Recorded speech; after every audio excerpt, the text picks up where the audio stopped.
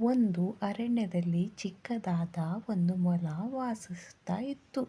ಆ ಚಿಕ್ಕ ಮೊಲ ಒಮ್ಮೆ ತನ್ನ ಬಗ್ಗೆ ಸುಳ್ಳನ್ನು ತನ್ನ ಗೆಳೆಯರ ಹತ್ತಿರ ಹೇಳಿತು. ಆ ಸುಳ್ಳನ್ನು ತನ್ನ ಗೆಳೆಯರು ಯಾರು ಅದರ ಮಾತನ್ನು ನಂಬುವುದಿಲ್ಲ. ಆಗ ಆ ಮೊಲಕ್ಕೆ ತುಂಬ ಬೇಜಾರಾಗಿ ಒಂದೇ ಕುಳಿತುಕೊಂಡು ಅಳುವುದಕ್ಕೆ ಸ್ಟಾರ್ಟ್ ಮಾಡಿತು. ಆಗ ಆ ಮೊಲದ ಹತ್ತಿರ ಆಮೆ ಬಂದು, ನೀನು ಸುಳ್ಳನ್ನು ಹೇಳಬಾರದು, ಸುಳ್ಳು ಒಬ್ಬಟ್ಟಿಯಾಗಿ ಮಾಡುತ್ತದೆ ಎಂದು ಹೇಳಿತು. ಆಮೆಯ ಮಾತನ್ನು ಕೇಳಿ ಮೊಲ ಗೆಳೆಯರ ಹತ್ತಿರ ಹೋಗಿ ತನ್ನ ಬಗ್ಗೆ ಸತ್ಯವನ್ನು ಹೇಳಿತು. ಈ ಸತ್ಯದಿಂದ ಮೊಲದ ಹತ್ತಿರ ಎಲ್ಲ ಗೆಳೆಯರು ಮೊದಲಿನಂತೆ ಆಟ ಆಡಲು ಪ್ರಾರಂಭಿಸಿದರು. ಈ ಕತೆ ಇಷ್ಟ ಆದಲ್ಲಿ, ಇಂತಹ ಕತೆಗಳನ್ನು ನೋಡಲು ಇಚ್ಛಿಸಿದಲ್ಲಿ ಬೇಗನೆ ಸಬ್ಸ್ಕ್ರೈಬ್ ಆಗಿ.